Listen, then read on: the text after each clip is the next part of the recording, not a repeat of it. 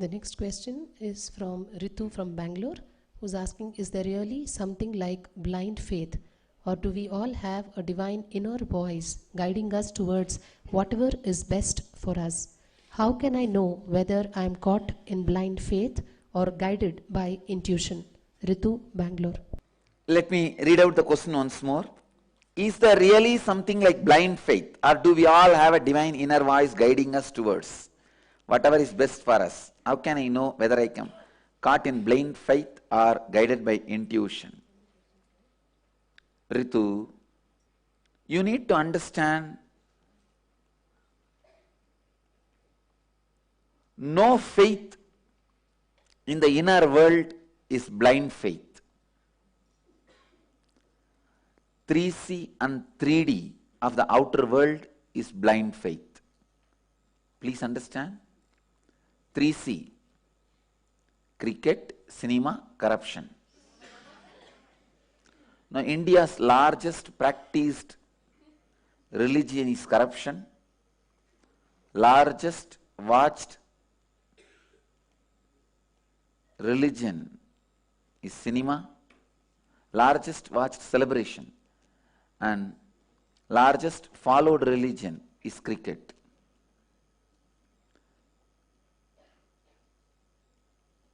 Even though you know the hero who is projected in the screen is not as he is projected in his real life, you know it is just acting, but you just decide, no, I am going to believe it.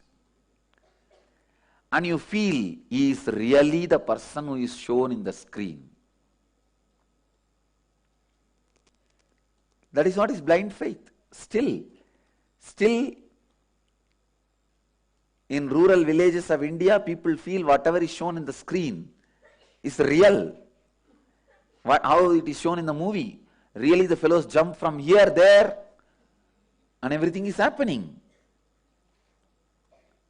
This is what is blind faith. And you know, this politician is highly corrupt. He has built his whole empire from the swindled money. You again vote for him, taking 2,000 rupees. And cricket. Can these 11 fellows standing in stadium and hit the ball, can they represent the pride of a country? See, especially when India, Pakistan cricket happens, almost the war mood is created in the country. What a waste of resource. And the whole country is stalled for 2 days. Already we have enough of celebration. In 1 year, more than 100 days, we don't work. 100 days, we act like work. See, in India, average man goes only 100 days to his workplace. I don't say works. He goes to workplace only 100 days a year. In that, now this foolish cricket fever stops the whole country. The productivity. The game is promoted by the mafia, underground mafia. What do you call this? Betting. Am I right? The word. Betting. And it is bookies. With this kind of people, this game is promoted. So the blind faith is believing. And sometimes when I talk about cricket, people get offended. Ah, what about our patriotism? I said, you idiots. Dumb donkeys. What do you mean? At associating cricket and patriotism.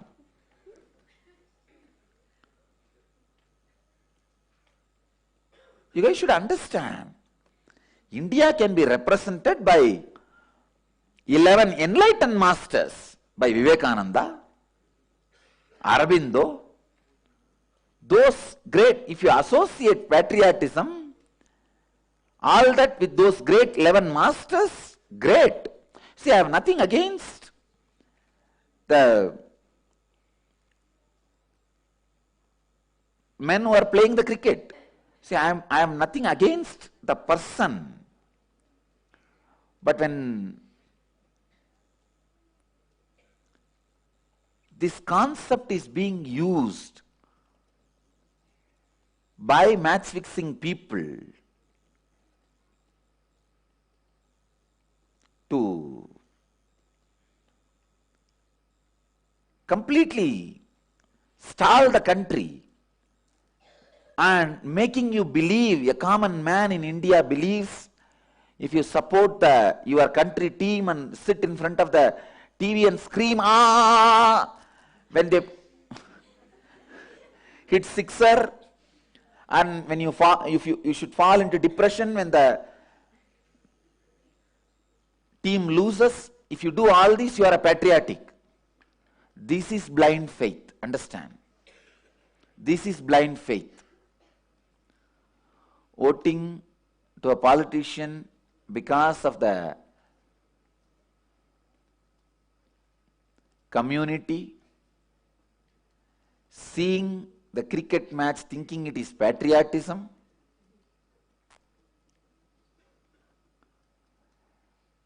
feeling whatever is shown in the screen is true.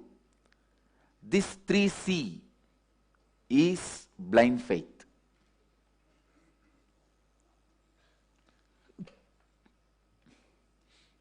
And 3D, drug, believing the drug can take you out of your problem is blind faith. I ask people who drink, why do you drink? Not to solve all my problems. It is solved, at least forget it for 1 hour. So this is what is blind faith. And depression. Why are you in depressed mood? I am worried about my problems. By this worrying, can you solve it?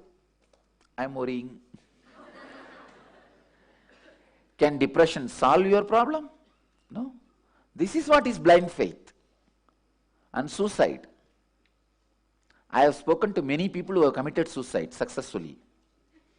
Not that attempted suicide and came here. Many people come here.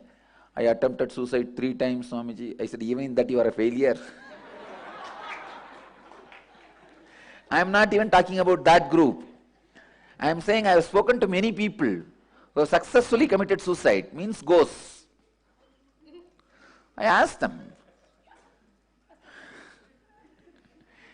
fool, why did you commit suicide? I thought I'll escape from my problem. Have you escaped? No, I got into a bigger mess. I tell you, never contemplate suicide. That is the worst thing you can do in your life. Because the body is the gift from the divine. If you destroy it ahead of its natural time, for example, if you are supposed to live in this body for 100 years, if you destroy it 30 years, the remaining 70 years you will be sitting without body. It will be like you will have beautiful food in front of you but no tongue to taste it. You will have the beautiful things in front of you but no eyes to see it. So that will be the worst torture. Understand? That will be the worst torture. I have spoken to many people. Invariably, 100%, all the fellows who committed suicide are saying by suicide they only got into bigger trouble, bigger mess. Never ever contemplate on suicide. That's the last thing you need to think. Last thing you need to contemplate. No, even last thing you should not contemplate it. So the faith you have on cricket, cinema, corruption, and the faith you have death, depression, drug, only these faiths are blind faiths. Not the faith you have in the inner world towards a deity or God. Please understand, in the inner world, it is always inner voice guiding you. The socially irresponsible medias continuously abusing that people have a blind faith on me. It is actually they who are promoting the blind faith by promoting 3C: cinema, cricket, corruption. All the socially irresponsible media which has abused me, like Swarna TV and all, complete paid news. Most of their news is paid news.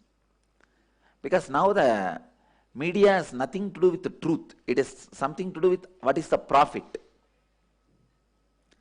It has become purely business and highly commercial. Understand? If you have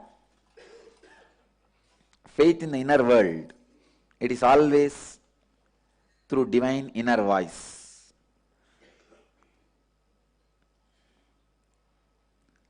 Whatever media is promoting, if you believe that is blind faith, whatever is against the mainstream current, even then you are having, it is not blind faith, it is your inner voice guiding.